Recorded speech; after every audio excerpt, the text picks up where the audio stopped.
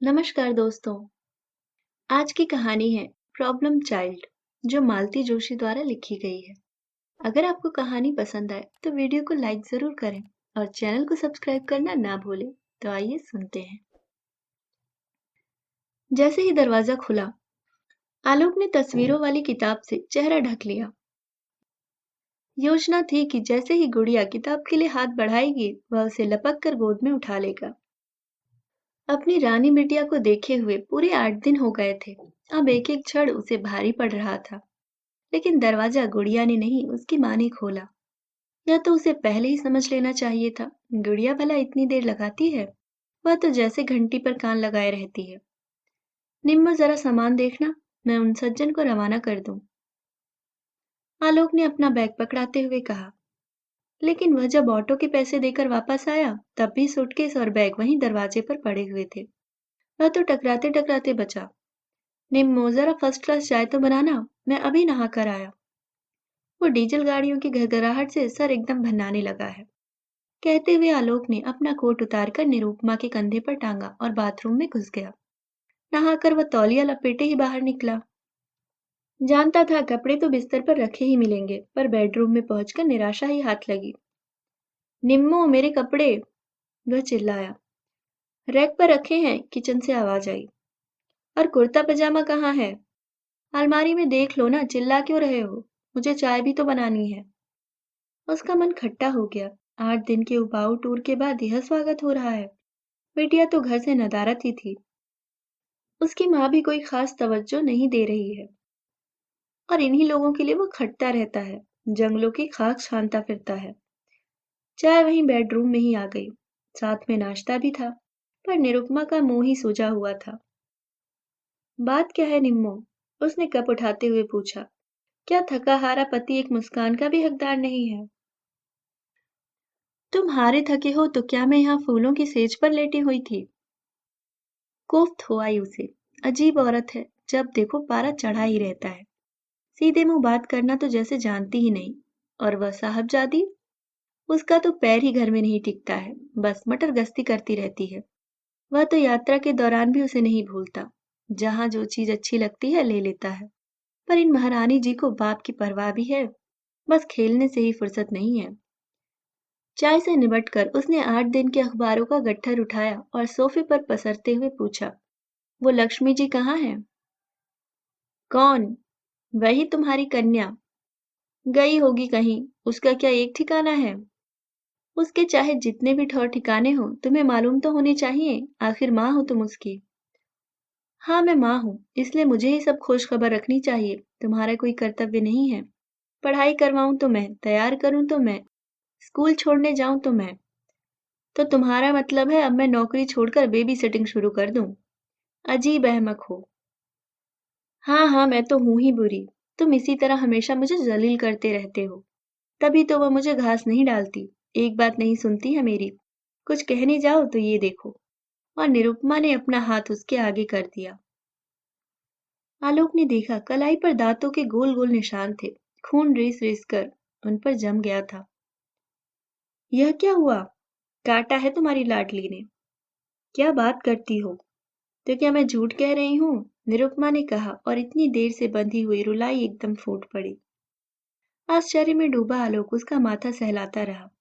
सिसकियों के बीच में उसने बताया कि इस बार टर्मिनल में गुड़िया बहुत पीछे रह गई है। रिपोर्ट बुक पर गंदे रिमार्क आए हैं, इसलिए जरा सा डांट दिया तो बस। और निरुपमा फिर सिसकने लगी। दर्द शायद इस अप्रत्याशित अपमान का ही ज्यादा था। गुड़िया ने भी तो कमाल कर दिया। तभी महारानी जी मुंह छिपाकर कहीं दुबक गई हैं। इस पर कुछ लगाया? निरुपमा ने न में सिर हिला दिया। कमाल करती हो, कम से कम डिटॉल से धो तो लिया होता। चलो डॉक्टर के यहाँ चलते हैं, कहीं सेप्टिक हो गया तो लेने के देने पड़ जाएंगे। डॉक्टर से क्या कहेंगे? वो सब वहीं चलकर सोचेंगे। चलो तैयार हो जाओ।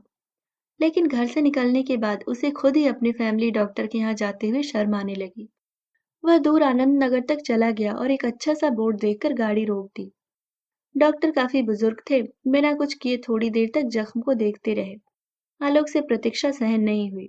उसने आखिर बता ही दिया। बच्ची ने काट लिया था। It's all right. एक एटीएस लगा देते हैं फॉर सेफ्टी। उन्होंने इंजेक्शन लगाया, ड्रेसिंग भी की, फिर पर्चे पर गोलियां भी लिख कर दी। फीस देकर वे लोग चलने को ही थे कि डॉक्टर ने कहा, 1 मिनट रुकेंगे? वे लोग रुक गए। अपने इलाज की फीस तो मुझे मिल गई, पर एक सलाह मैं आपको मुफ्त में दूंगा। मेरा विश्वास है कि मेरी बुजुर्गी का लिहाज करके आप सुन लेंगे। उन्होंने एक बार दोनों को भरपूर नजर से देखा, फिर बोले, देखिए, बच्चा कभी इतनी बुरी तरह से रिटेलिएट नहीं करता, unless he is hurt badly and deeply.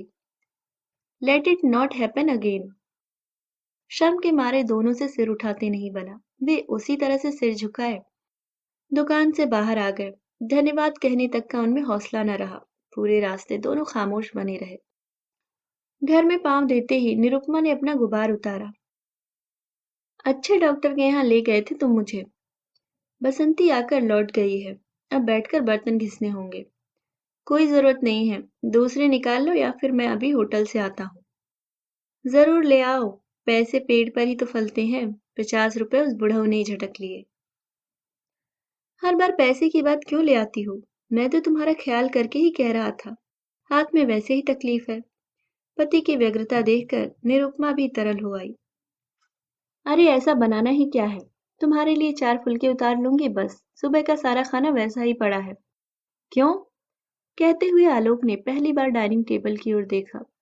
सचमुच खाना सब वैसा ही रखा हुआ था। 2 परोसी हुई थालियां भी ज्यों की त्यों रखी हुई थी।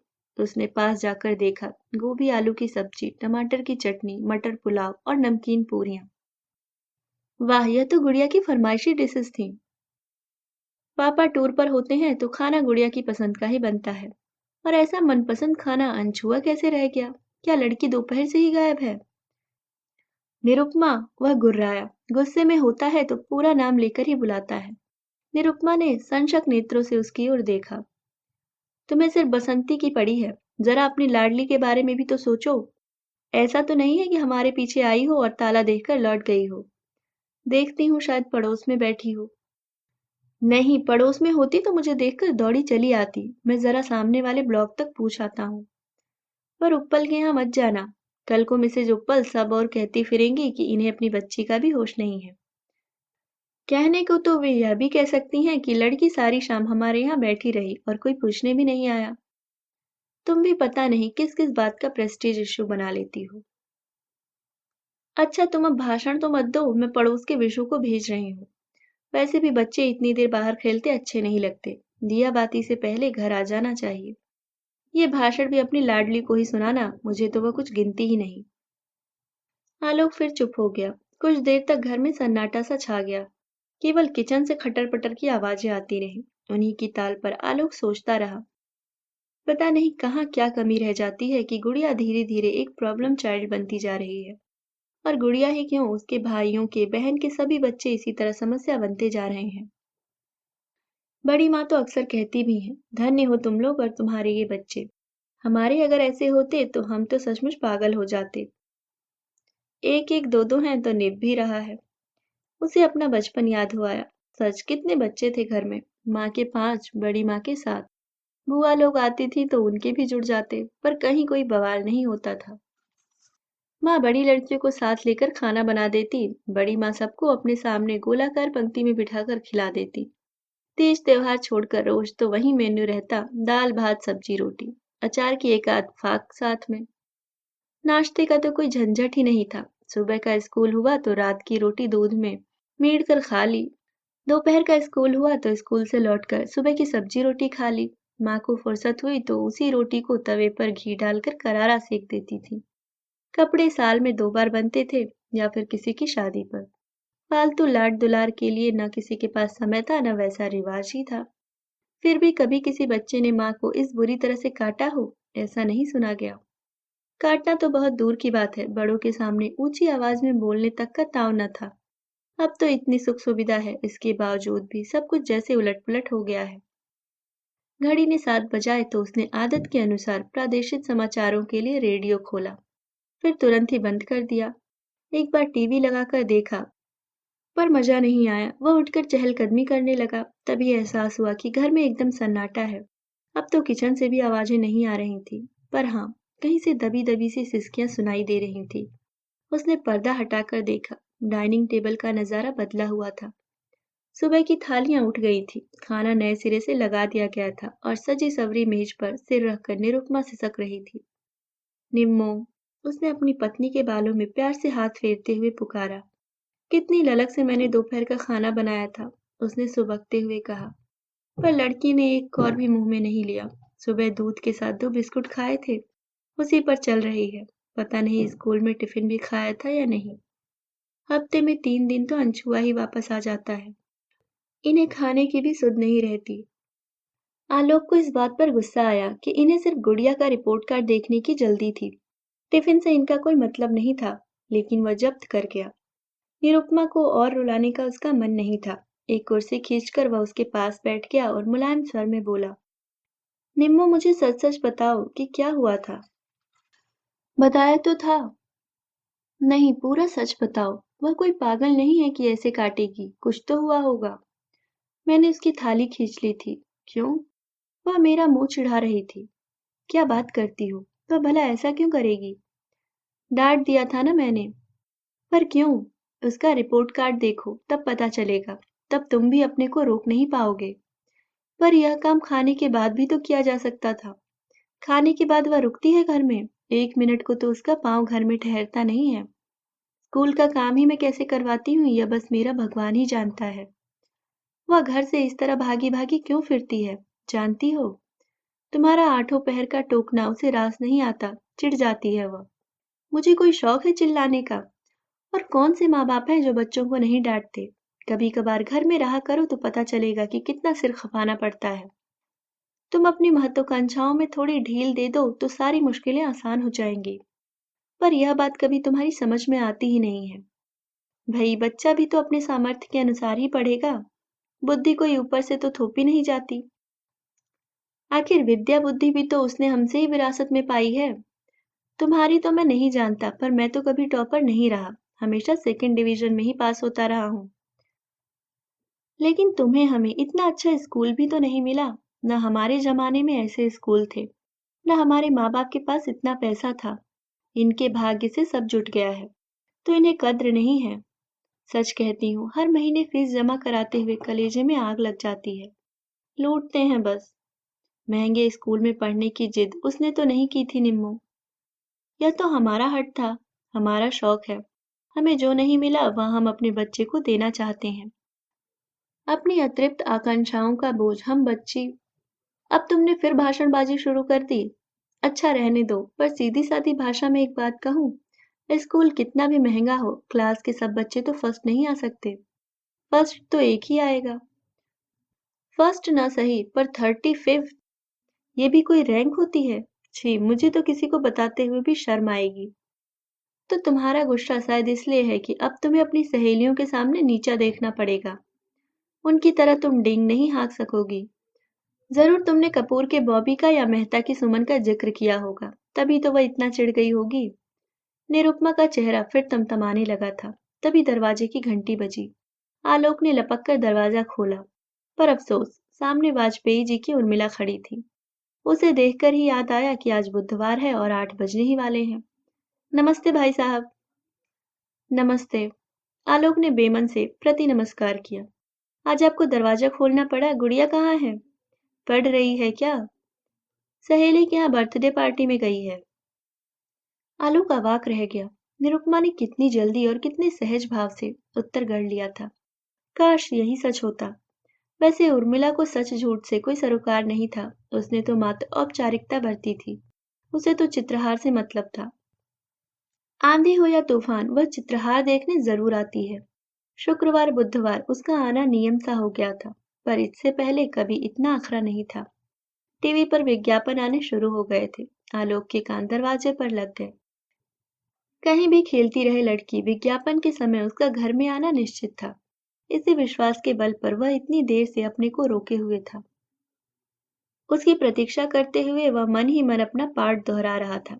क्या करेगा वह? पहले डांटेगा या प्यार करेगा? पहली डांट रिजल्ट के लिए होगी या बदतमीजी के लिए? सजा के तौर पर वह खिलौने आज नहीं देगा।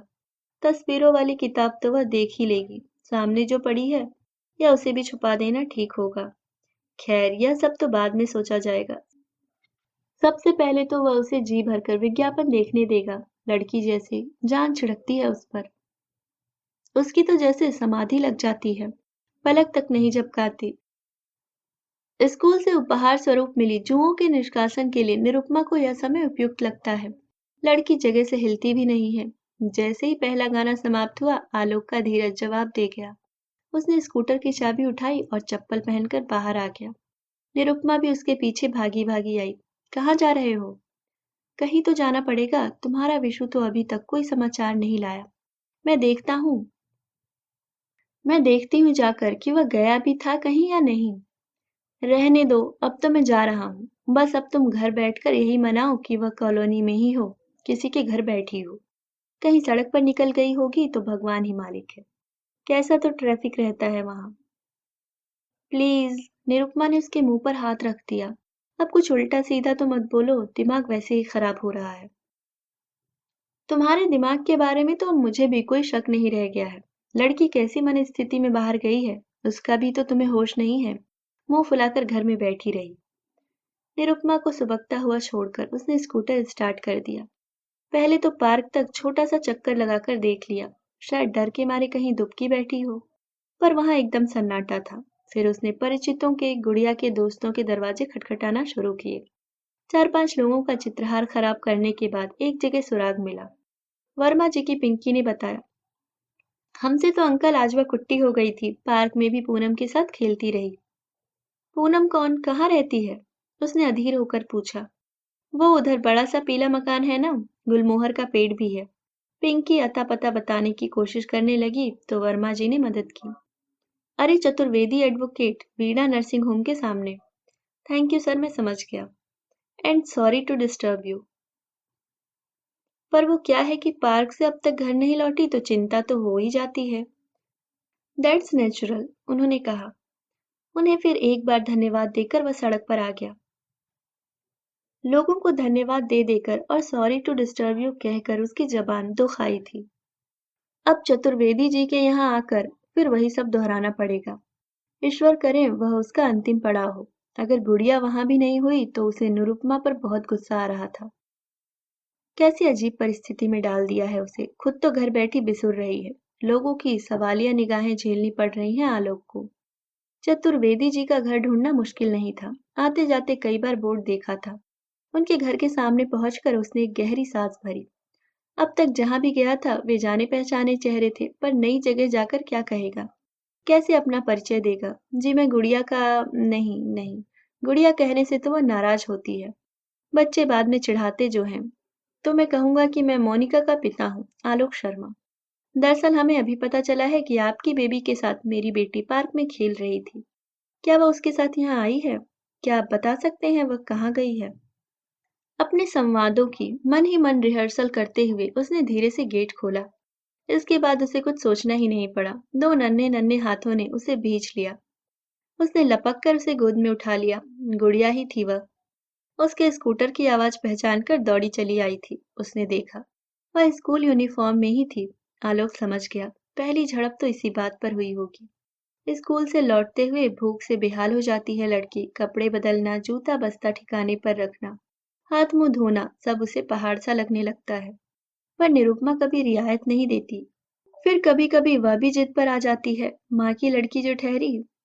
गुड़िया का इस तरह सामने आ जाना इतना अप्रत्याशित था कि राहत का एहसास करने में भी कुछ वक्त लगा। फिर तो जैसे खुशी का ज्वर उमड़ पड़ा। उसे बार बार चूमते हुए वह कहने लगा, कहाँ रह गई थी मेरी रानी? पता है मम्मी कितनी परेशान हो रही हैं। तुम्हें पता नहीं था कि आज पापा आने वाले हैं? और पापा को अगर अपनी गुड़िया न मिले तो कितना बुरा लगता है। चलो, अब जल्दी घर चलो। मम्मी बेचारी रो रो कर हलकान हुई जा रही हैं। दादी माँ मैं जाऊं? गुड़िया ने कहा तो उसे होश आया कि वह दूसरों के दरवाजे पर खड़ा है और शिष्टाचार भी कोई चीज होती है। उसने देखा एक बुजुर्ग सी महिला दरवाजे पर खड़ी थी। अगल बगल दो नन्हे भाई बहन भी थे जो कौतूहल से आलोक को देख रहे थे। पूनम, ये मेरे पापा हैं, गुड़िया ने हुलस कर कहा। अच्छा हुआ बेटा जो तुम आ गए। बच्चों की दादी अब नीचे उतर आई थी। मैं तो परेशान हो रही थी कि इसे घर कैसे भिजवाऊं। मुझे तो रात में ठीक से नजर भी नहीं आता। बहू और बेटा दोनों एक शादी में गए हैं, उन्हीं का इंतजार कर रही थी। अब इतनी बुजुर्ग महिला को वह धन्यवाद भी क्या दे। विनम्र स्वर में बोला, मैं बहुत शर्मिंदा हूँ। दरअसल आंटी, हमें पता ही नहीं था कि यह यहाँ होगी। हम तो पास पड़ोस में ही ढूंढ रहे थे। वो तो अभी किसी ने बताया तो मालूम हुआ। इसने आपको तंग तो नहीं किया? अरे नहीं, यह तो बड़ी प्यारी बच्ची है। बस तीनों मिलकर मजे से कहानी सुनते रहे। वाह, फिर तो गुड़िया को खूब मजा आया होगा। अच्छा बेटे, अब दादी माँ को प्रणाम करो। अपने दोस्तों को टाटा करो। पूनम बेटे, भैया को लेकर कभी हमारे यहाँ भी आना। सारी औपचारिकताएं पूरी करके वह बाहर आया। गुड़िया को गोद से उतारकर गाड़ी स्टार्ट करने ही वाला था कि लगा पीछे कोई खड़ा है। देखा, बच्चों की दादी ही थी। एक बात कहनी है बेटे। आलोक ने सांस रोक ली। निरुपमा ने आज अच्छा तमाशा बनाया है। शाम को डॉक्टर साहब ने डोज पिलाया था। अब यह नितांत अपरिचित महिला भी उपदेश देने वाली है। वह अदब के साथ खड़ा हो गया, पर उन्होंने बस इतना ही कहा, देखो बेटा, घर पर जाकर डांट डपट मत करना। उसकी कोई गलती नहीं है। दरअसल मैंने ही उसे रोक लिया था। अकेले भेजने की हिम्मत नहीं पड़ी। लड़की पहले से ही डरी हुई है, इसलिए समझा रही हूँ। तुम बुरा मत मानना बेटा। पर एक बात ध्यान में रखो, बच्चों पर माँ बाप का रौब तो होना ही चाहिए। बहुत जरूरी है वो, पर उनके मन में दहशत नहीं होनी चाहिए, खौफ नहीं होना चाहिए। नहीं तो वे ठीक से पनपते नहीं हैं। आलोक ने राहत की सांस ली। चलो, सस्ते में जान छूटी। इतनी सी बात तो वह झेल सकता है, पर कहीं अगर वे पूरी बात जान पाती तो? तब तो अच्छा खासा प्रवचन सुनना पड़ता। हेडलाइट की रोशनी में उसने दूर से ही देख लिया था। निरुपमा बरामदे की सीढ़ियों पर बैठी हुई थी। उन लोगों के पहुंचते ही वह दौड़ी चली आई। गुड़िया को उठाकर उसने छाती में भींच लिया। उस पर चुंबनों की बौछार कर दी। साथ में वह रोती भी जा रही थी। कहाँ रह गई थी मेरी बच्ची तू? मम्मी को कितना इंतजार करवाया। मम्मी से रूठ कर गई थी तू। ऐसे भी रूठता है कोई? मम्मी कितना रोई है पता है? गुड़िया बड़े मजे से माँ की गलबहियां देकर प्यार की उस फुहार में भीग रही थी। उसी समय पास पड़ोस के घरों से संगीत की परिचित धुन सुनाई दी। शायद दूरदर्शन पर समाचार समाप्त हो गए थे। गुड़िया माँ की गोद से सर से नीचे उतरी और तीर की तरह भीतर चली गई। ओ माँ! निरुपमा ने जोर से सुस्कारी भरी। उतरने की हड़बड़ी में गुड़िया ने शायद उसका जख्मी हाथ दुखा दिया था। देखा कैसी दुष्ट है। यहाँ तो हम रो रो कर बेहाल हुए जा रहे हैं और उसे टीवी की पड़ी है। टेक इट इजी डार्लिंग, आलोक ने उसकी पीठ थपथपाकर कहा। सच तो यह था कि वह बेहद थक गया था। अब और नाटक झेलने की ताकत उसमें नहीं थी। गुड़िया टीवी के सामने आसन लगाकर बैठ गई थी। ट्यूबलाइट के उजले प्रकाश में निरुपमा ने देखा तो चीख उठी। हाय मैं मर जाऊं, तू क्या ऐसी भूतनी सी चतुर्वेदियों के यहाँ गई थी? तुम्हें किसने बताया? आलोक ने पूछा। वर्मा जी का सुनील आया था। कह रहा था पापा ने भेजा है ताकि आप जिक्र न करें। It was very thoughtful of him. पर इसे तो देखो। रिलैक्स निम्मो, चतुर्वेदी जी कोई तोप नहीं है। उनके भी बच्चे हैं, वे भी यूनिफॉर्म पहनते हैं। और सबसे बड़ी बात यह है कि मिसेस चतुर्वेदी घर पर नहीं थी, इसलिए तुम्हें डरने की जरूरत नहीं है। बस आप फटाफट खाना लगाओ, भूख से दम निकला जा रहा है। बस अभी गर्म करके ला रही हूँ। तब तक इससे कहो कपड़े बदल ले। बदल लेगी भई। और एक दिन नहीं भी बदले गए तो कोई आसमान नहीं टूट जाएगा। गुड़िया रानी, विज्ञापन खत्म होते ही तुम उठोगी और वॉश बेसिन पर जाओगी। कपड़े नहीं बदलोगी तो चलेगा, पर हाथ तो धोने पड़ेंगे। गंदे हाथों से कोई खाना थोड़ी ही खाता है। पापा, मैं खाना नहीं खाऊंगी। क्यों बेटा, इस तरह भी रोटता है कोई? मैंने है ना पूनम के यहाँ खा लिया था। क्या? निरुपमा इतनी जोर से चीखी कि लड़की बेचारी सहम गई। रुआसे स्वर में बोली, मैंने तो मना किया था, पर दादी बोली बड़ों का कहना मानते हैं, जिद नहीं करते, फिर मैंने खा लिया। बेचारी, बड़ों का कहना न मानती तो क्या करती? भूख से आते कुलबुला रही होंगी। आलोक का जी भर आया। पर निरुपमा ने तो जैसे तूफान मचा रखा था। यहाँ हम सुबह से हलकान हो रहे हैं, अन्न का एक दाना तक मुंह में नहीं दिया। तब से बैठे बस भगवान को मना रहे हैं, और इस महारानी को देखो। अब बस भी करो। आलोक जोर से गुर्राया। तब जाकर उसका गुनगुनाना बंद हुआ। उसने खा लिया तो ठीक है, पर अब मेरे पेट में भी तो कुछ डालो। तुम तो ऐसे कह रहे हो जैसे मैं 56 भोग खाकर बैठी हूँ। आलोक ने उत्तर नहीं दिया। अब किस किस बात का जवाब दे वह? खाना खाते समय भी वह चुप ही था। 4-5 कौर चुपचाप निगलने के बाद एकाएक निरुपमा बोली, सुनो, सुनाओ। उसने सचमुच खा तो लिया होगा ना? बच्चे झूठ नहीं बोलते। नहीं, मेरा मतलब है वहां पता नहीं कैसा खाना मिला हो। देखो निरुपमा, उनके यहाँ भी बच्चे हैं और इसी एज ग्रुप के हैं, इसलिए खाना भी बच्चों के लायक ही बना होगा। भूखी होती तो अपने साथ खाना लेती। खैर भूखी क्यों रहेगी, वहां तो खा ही लिया होगा। वहां नखरे उठाने वाला था ही कौन? यहाँ तो मम्मी बैठी है ना। मम्मी को तो तंग करने की जैसे उसने कसम खा रखी है। निम्मो, तुम भी कमाल की चीज हो, भगवान ने तुम्हें बड़ी फुर्सत में बनाया है। क्या हुआ? सोचता हूँ तुम पर एक थीसिस लिख डालूं। पिछले साल रेवती बीएड के लिए एक प्रॉब्लम चाइल्ड की फाइल तैयार कर रही थी, याद है? खूब याद है, तुमने कहा था कि प्रॉब्लम चाइल्ड तो अपने घर में ही मौजूद है। निरुपमा ने मुंह फुलाकर कहा। उसका गुस्सा अब तक ताजा था। अरे वह तो यूं ही मजाक किया था, पर अब एक बात सीरियसली सोच रहा हूँ कि प्रॉब्लमेटिक मदर्स पर रिसर्च कर डालूं। सच, तुमसे अच्छा नमूना तो मिल ही नहीं सकता। निरुपमा ने आंखें तरीर कर उसकी ओर देखा। वह उसी तरह शरारती मुस्कान फेंकता हुआ हाथ धोने चला गया। लौटकर देखा, गुड़िया सोफे पर ही लुढ़क गई है। अरे यह तो सो गई। कौन सी नई बात है? सुनो, मैं बिस्तर ठीक कर रही हूँ, तुम उसे ले आओ। यह भी रोज का कार्यक्रम था। गुड़िया को सुलाकर आलोक भी एक पत्रिका लेकर बगल में लेट गया। निरुपमा ने धीरे से गुड़िया के बालों से क्लिप निकाले, हौले से जूते और मोजे उतारे, फिर बड़ी तरकीब से दिन भर का बासी और मुचड़ा हुआ यूनिफॉर्म उतारा। गुड़िया नींद में कुनमुनाती रही, फिर सो गई। इसके बाद निरुपमा क्रीम ले आई और गुड़िया के चेहरे पर हाथ पैरों पर मलती रही। फिर उंगलियों के पोरों को तेल में डुबोकर वह उसके बाल सहलाती रही। सारा कार्यक्रम हो जाने के बाद उसने धीरे से उसका माथा चूम लिया। आलोक को पता ही नहीं चला कि पत्रिका कब उसके हाथ से फिसल गई। वह तो मंत्रमुग्ध की तरह माँ बेटी को देखे जा रहा था। निम्मो, उसने भावुक होकर कहा, इस प्यार का चौथा हिस्सा भी तुम इसे जागते में दे सकोगी तो इसकी काया पलट कर दोगी। तुम्हें खुद विश्वास नहीं आएगा कि यही तुम्हारी गुड़िया है, जो रात दिन तुम्हें तंग किए रहती है। निरुपमा ने एक बार पति की ओर देखा और सपाट स्वर में बोली, वो प्यार व्यार तो ठीक है, पर होमवर्क का तो आज कुंडा ही हो गया ना। सुबह देखो, स्कूल जाते समय कैसा महाभारत मचेगा, और कल नहीं गई तो मुझे झक मारकर अड़ोस पड़ोस में कॉपी मांगने जाना पड़ेगा। नहीं तो परसों का होमवर्क भी गोल हो जाएगा।